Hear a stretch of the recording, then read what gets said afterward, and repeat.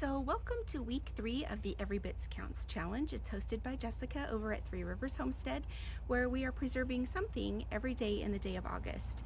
So before we get started with the video, I just want to say a huge heartfelt thank you to everyone who has subscribed and watched my videos. It truly means the world to me. And now that we have the gushy stuff out of the way, let's take a look at everything we are going to be preserving this week. Now to get started this week, all of the beans that I separated last week, if you watched that video, we actually pressure canned some green beans. And I stood and I separated all of the beans that were a little bit on the larger side that I don't particularly like for canned beans. And what we're going to do with those this week is we are going to make dilly beans. So the process of preparing them is very similar. We're just going to pre-wash all of the beans just to get any field dirt out. And you can see the water is actually pretty clean. So what I'm going to do is I'm going to take my little pitcher and I am just going to use all of this water to water my little plants out on my deck. And once we got that done, we got back inside and started making our brine. Now to make the brine, it is equal parts water to vinegar. So we are taking 5 cups of water.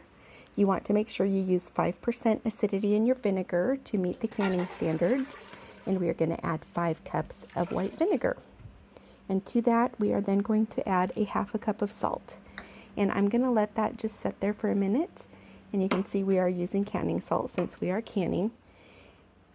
Now I measured one bean in the jar. It's about 4 inches, but I always like to put one in the jar and make sure it's the right size so that it stays within that 1 inch of head space.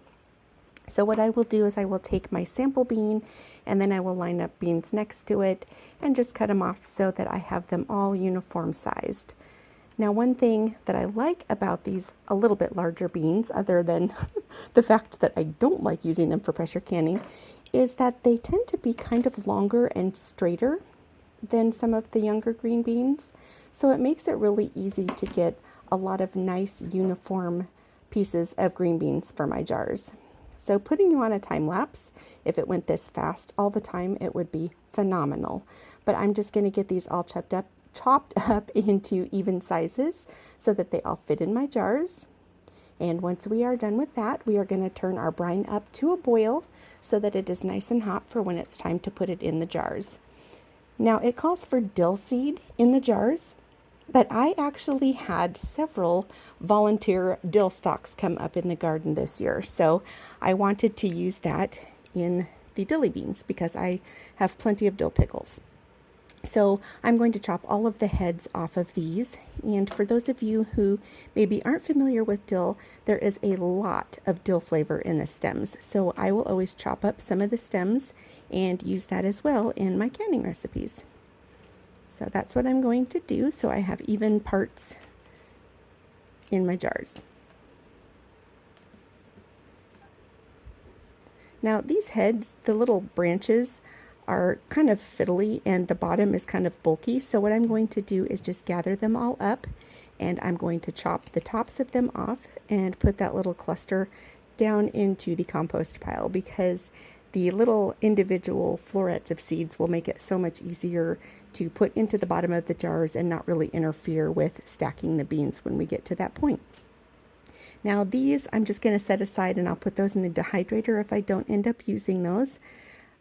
And then it calls for 1 clove of garlic per jar.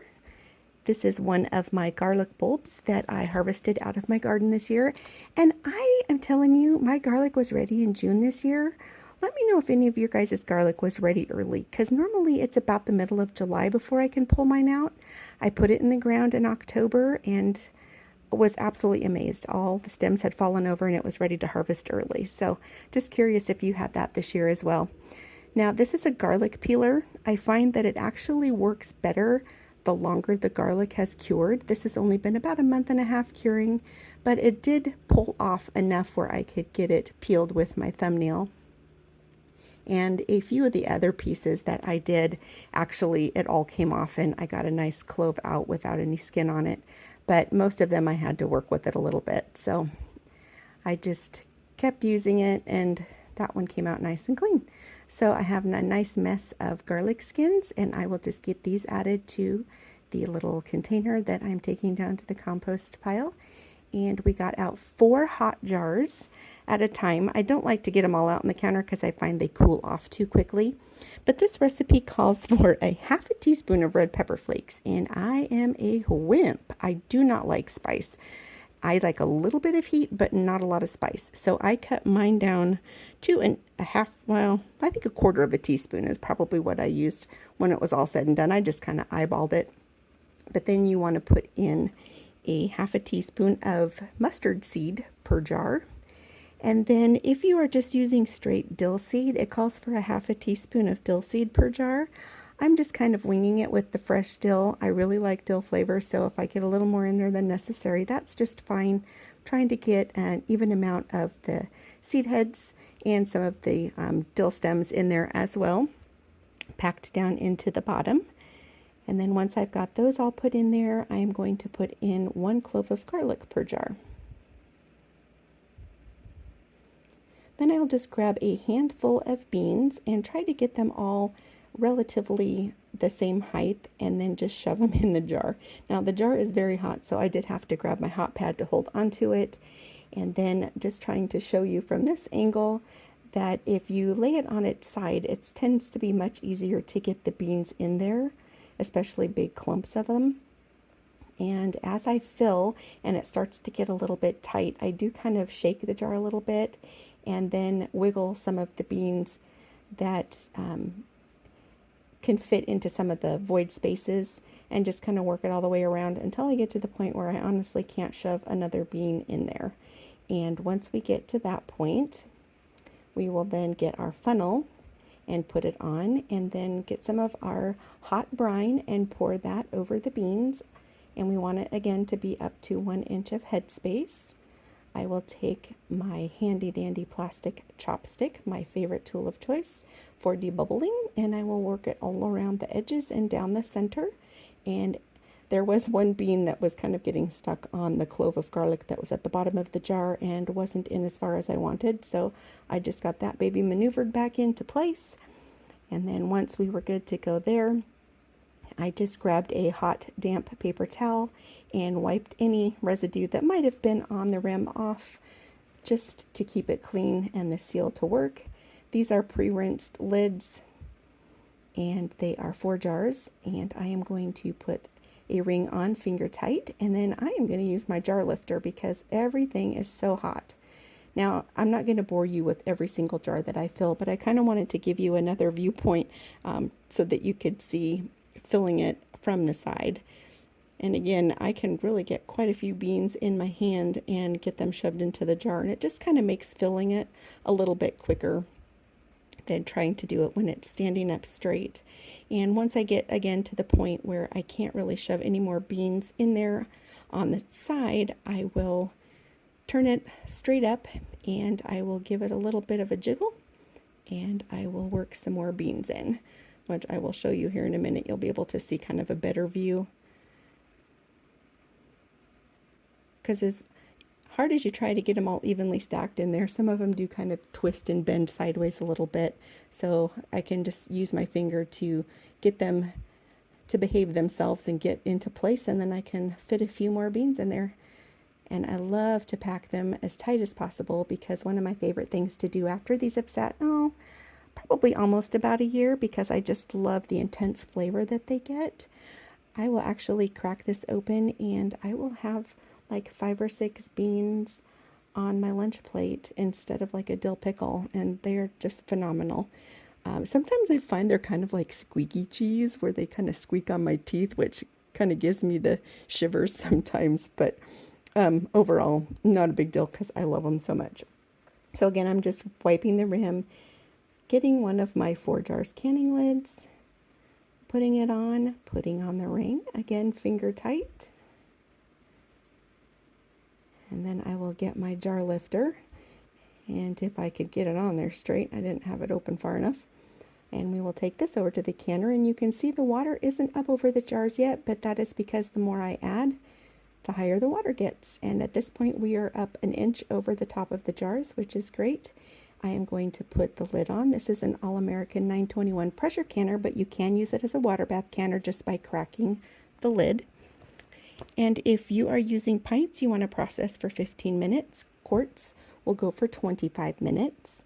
And once that's done, I open the lid off the canner and I let them sit for probably, 5 to 8 minutes just to kind of acclimate to the outside temperature so I'm not completely shocking them when I pull them out.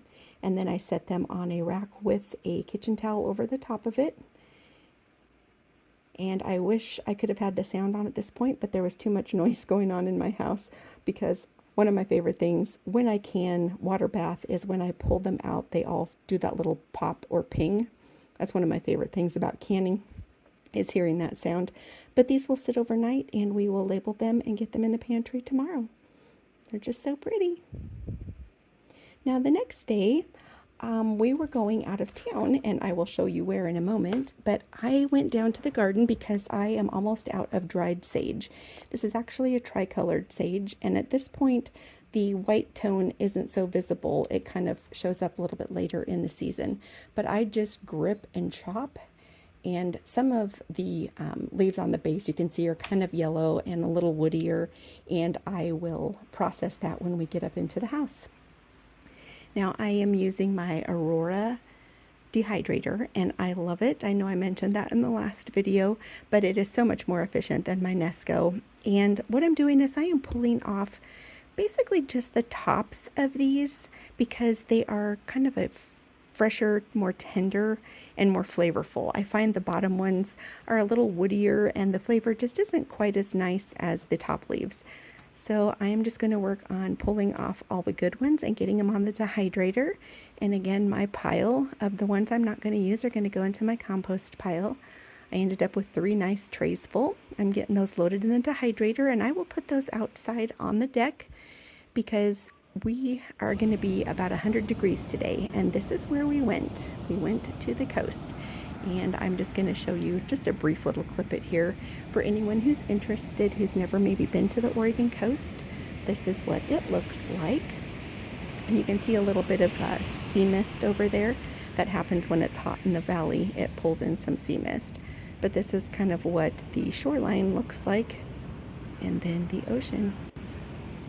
And my granddaughter has never been to the ocean before, so this was her first time. She was a little nervous about getting her toes in the sand, but she very quickly decided that it was awesome, and that's all she talked about for 2 days afterwards, is about going back to the ocean. So I'm just going to let you listen for just a few seconds here to the waves, and then we will get on with the rest of the preserving.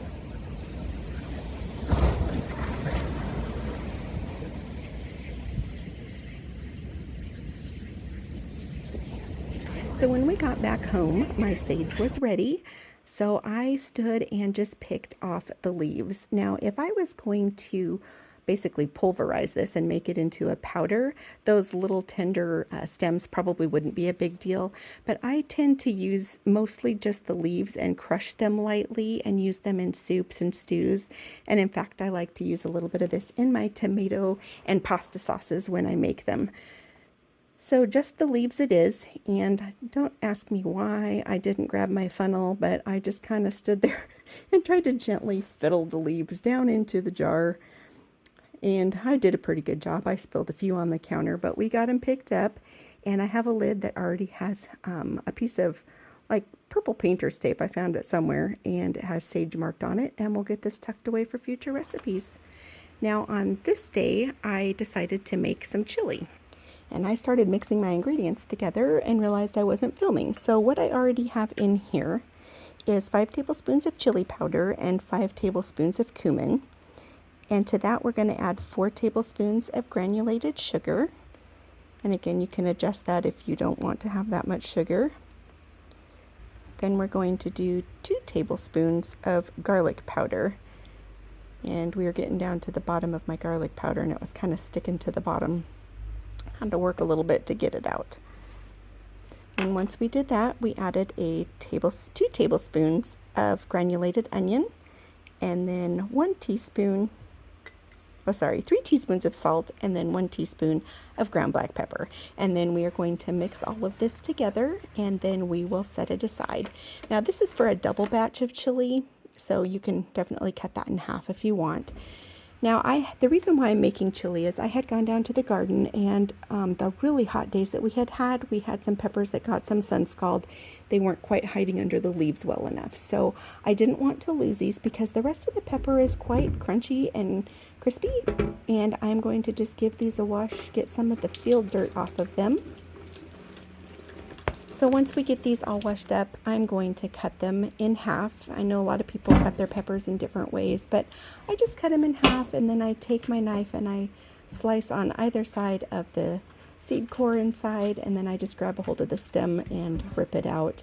And then I will take the knife and I will just get any remaining seeds that are in there out. And that right there is the sun scald, so I'm going to cut that off and put that in my scrap bucket. Again, for the compost pile. My chickens don't tend to really like peppers very much, so I tried it one time and they looked at me like I was crazy. So once I get them cut apart, I just try to make sure that I don't have very many seeds in there. I do have a few more pieces of sun scald that I'm going to cut off, and I kind of cut up a little bit further than where the sun scald was just to make sure that I have it all out. Now I'm cutting these in half simply because I'm going to put these in my little chopper machine, and the pieces, when they're too large, they don't really fit in there too well. So I have the smallest square attachment in there that they have, and it makes nice little cubes of peppers.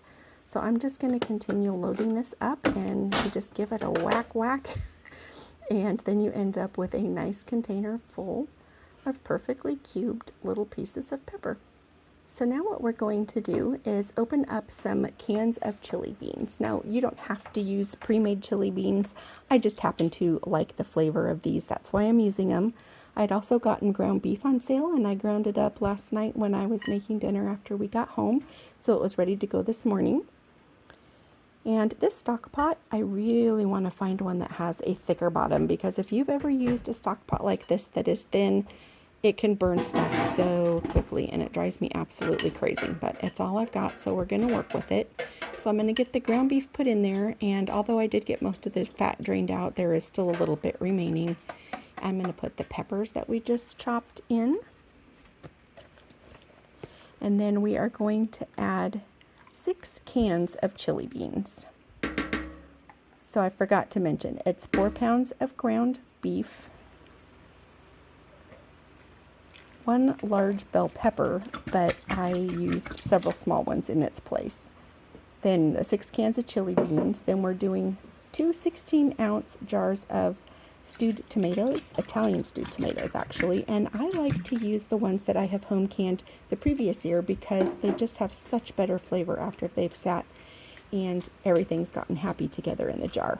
So I'm going to take my spatula and I'm going to just chop up chop up the tomatoes so that they are all like a smaller size and there's no huge chunks. We're going to add 1 16-ounce jar of tomato sauce. It's kind of like a pasta sauce, but I use it in my chili. And then 2 jars of black beans. Now, one of my jars is just regular black beans, and the other jar I actually canned up some black beans with onion and garlic flavor in them. So I added those as well, and then we're going to dump in our seasoning mix. And we're going to just get this all mixed together. It does also call for 1 medium onion, but I didn't have an onion, and I prefer onion powder in my chili anyway, so we substituted with granulated onion. Now, it also calls for an 8-ounce can of tomato paste, and so I did scrape the can off of camera, but we're just going to get this all mixed together, and for the sake of the video not being an hour long, I'm not going to show the actual canning process, but I put them into hot quart jars, wiped the rims with vinegar, put the lids and rings on, and I processed this for 90 minutes. And this is what they looked like when they came out. And I let them sit overnight and labeled them and put them away the next day. Now this morning I decided I was going to make some chocolate zucchini muffins. And I don't know about you, but I'm not a huge fan of zucchini after it's been frozen. It's really watery and it's just kind of mushy. I don't know. It's just grosses me out.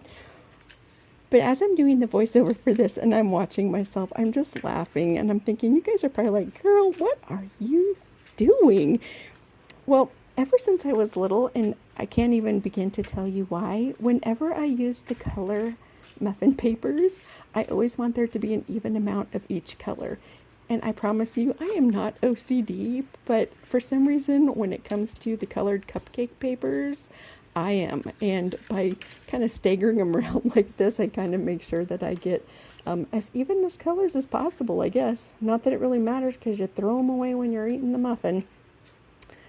But anyway, I really kind of prefer now to use just like the unbleached brown paper ones that I get from Azure Standard.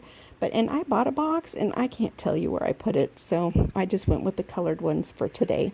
So now that I have all the papers in there and my crazy self has as even colors as possible, we are going to get the one for the cake done, because we're going to make chocolate zucchini muffins and a chocolate zucchini cake. And it's the exact same recipe. It's just, you know, one's cooked in muffins and one's cooked in a cake pan.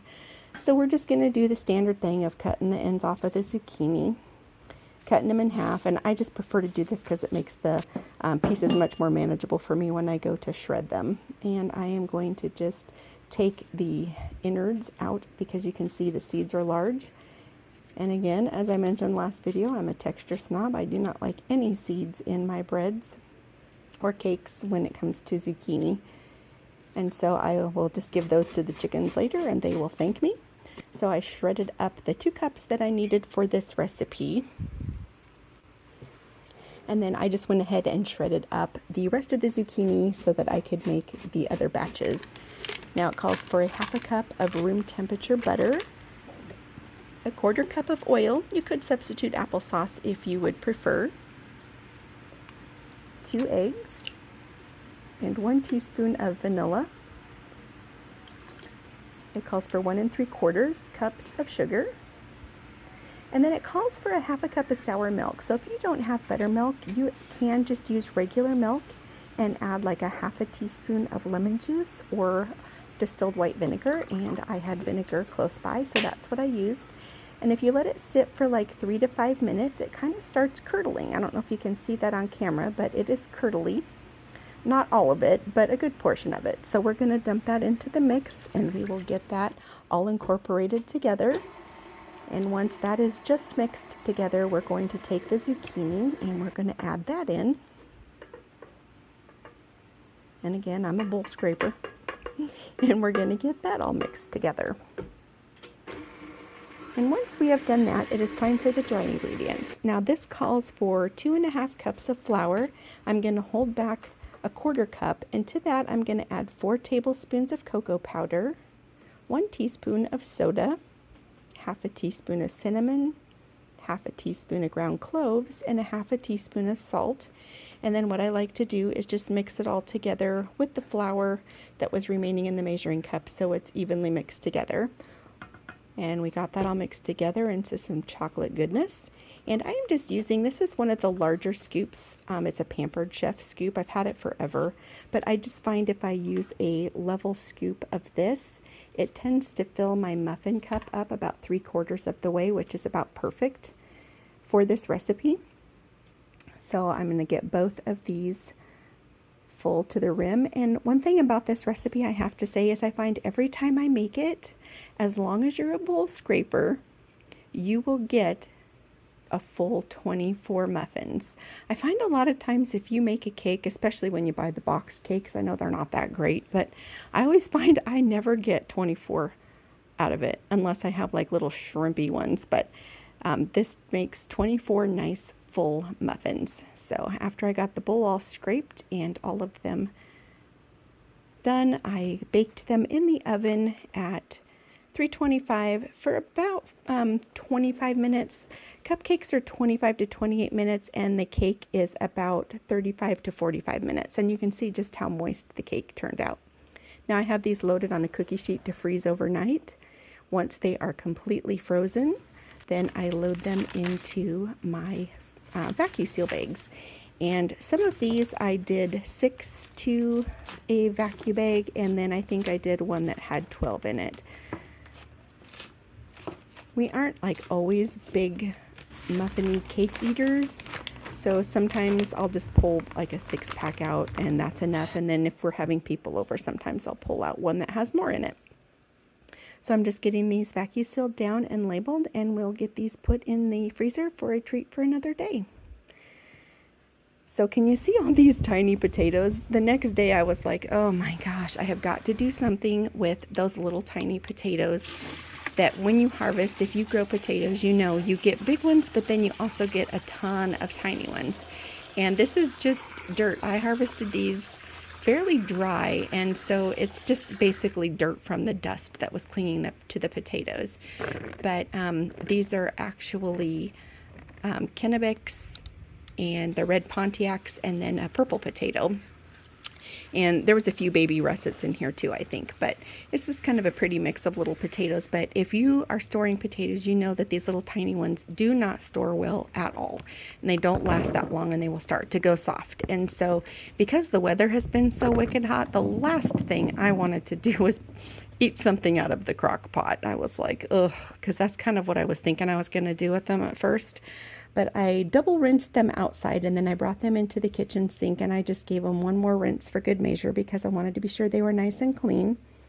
And to my stock pot, I am adding 3 teaspoons of salt. And this is just to kind of flavor the potatoes just a little bit. It doesn't really add a whole lot of flavor. But once the pot came up to a boil, I dumped all the little potatoes in. And then I boiled them for about 25 minutes. Honestly, I probably would have cut the time down maybe 5 minutes or so because a couple of them were a little too soft. But you just take a cup and you smash them. Well, first I should say you need to let them completely cool. And then once they're cooled, you put them on a parchment-lined piece of paper, and then you smash them with the bottom of a cup. Or you could use a mason jar. But this is a purple potato. They're just so cute. They're purple inside. I just think they're lots of fun. So I'm just going to smash all these until my sheet is full. And then you take olive oil and you brush olive oil over the top of them.